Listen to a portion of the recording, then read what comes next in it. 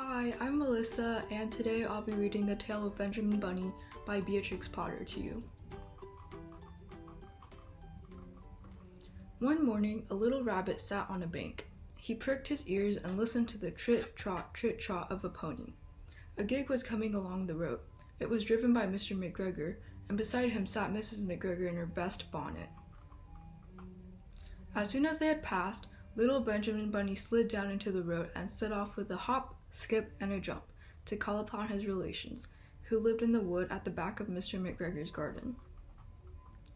That wood was full of rabbit holes, and in the neatest, sandiest hole of all lived Benjamin's aunt and his cousins, Flopsy, Mopsy, Cottontail, and Peter. Old Mrs. Rabbit was a widow. She earned her living by knitting rabbit wool mittens and muffetees. I once bought a pair at a bazaar. She also sold herbs and rosemary tea and rabbit tobacco, which is what we call lavender. Little Benjamin did not very much want to see his aunt. He came round the back of the fir tree and nearly tumbled upon the top of his cousin Peter. Peter was sitting by himself. He looked poorly and was dressed in a red cotton pocket handkerchief.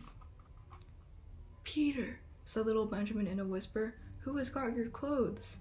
Peter replied, "The scarecrow in Mr. McGregor's garden," and described how he had been chased about the garden and had dropped his shoes and coat. Little Benjamin sat down beside his cousin and assured him that Mr. McGregor had gone out in a gig, and Mrs. Gregor also, and certainly for the day, because she was wearing her best bonnet. Peter said he hoped that it would rain. At this point, old Mrs. Rabbit's voice was heard inside the rabbit hole, calling, "Cottontail, Cottontail, fetch some more chamomile." Peter said he thought he might feel better if he went for a walk. They went away hand in hand and got upon the flat top of the wall at the bottom of the wood. From here they looked down into Mr. McGregor's garden. Peter's coat and shoes were plainly to be seen upon the scarecrow, topped with an old tam-o'-shanter of Mr. McGregor's. Little Benjamin said, "It spoils people's clothes to squeeze under a gate. The proper way to get in is to climb down a pear tree." Peter fell down head first, but it was of no consequence, as the bed below was newly raked and quite soft. It had been sown with lettuces. They left a great many odd little footmarks all over the bed, especially little Benjamin, who was wearing clogs. Little Benjamin said that the first thing to be done was to get back to Peter's clothes, in order that they might be able to use the pocket handkerchief. They took them off the scarecrow. There had been rain during the night, there was water in the shoes, and the coat was somewhat shrunk. Benjamin tried on the tam-o'-shanter, but it was too big for him. Then he suggested that they should fill the pocket handkerchief with onions, as a little present for his aunt. Peter did not seem to be enjoying himself. He kept hearing noises. Benjamin, on the contrary, was perfectly at home, and ate a lettuce leaf. He said that he was in the habit of coming to the garden with his father to get lettuces for their Sunday dinner. The name of little Benjamin's papa was old Mr. Benjamin Bunny. The lettuces were very fine. Peter did not eat anything. He said he should like to go home. Presently he dropped half the onions. Little Benjamin said that it was not possible to get back up the pear tree with a load of vegetables. He led the way boldly towards the other end of the garden. They went along a little walk on planks under a sunny red brick wall. The mice sat on their doorsteps, cracking cherry stones.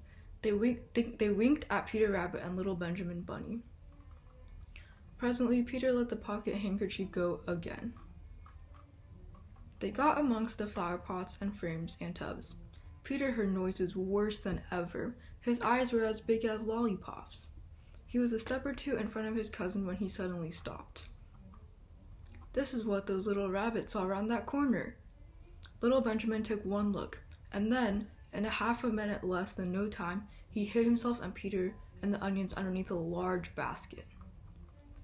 The cat got up and stretched herself, and came and sniffed at the basket. Perhaps she liked the smell of onions.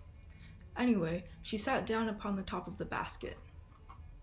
She sat there for 5 hours. I cannot draw you a picture of Peter and Benjamin underneath the basket because it was quite dark, and because the smell of onions was fearful. It made Peter Rabbit and little Benjamin cry. The sun got round behind the wood, and it was quite late in the afternoon. but still the cat sat upon the basket. At length there was a pitter-patter, and some bits of mortar fell from the wall above. The cat looked up and saw old Mr. Benjamin Bunny prancing along the top of the wall of the upper terrace. He was smoking a pipe of rabbit tobacco and had a little switch in his hand. He was looking for his son. Old Mr. Bunny had no opinion whatever of cats. He took a tremendous jump off the top of the wall and onto the top of the cat, and cuffed it off the basket and kicked it into the greenhouse, scratching off a handful of fur. The cat was much too surprised to scratch back. When old Mr. Bunny had driven the cat into the greenhouse, he locked the door. Then he came back to the basket and took out his son Benjamin by the ears and whipped him with the little switch. Then he took out his nephew Peter. Then he took out the handkerchief of onions and marched out of the garden. When Mr. McGregor returned about half an hour later, he observed several things which perplexed him. It looked as though some person had been walking all over the garden in a pair of clogs, only the footmarks were too ridiculously little. Also, he cannot understand how the cat could have managed to shut herself up inside the greenhouse, locking the door upon the outside. When Peter got home, his mother forgave him, because she was so glad to see that he had found his shoes and coat. Cottontail and Peter folded up the pocket handkerchief, and old Mrs. Rabbit strung up the onions and hung them from the kitchen ceiling, with the bunches of herbs and the rabbit tobacco. The end. Thank you for watching.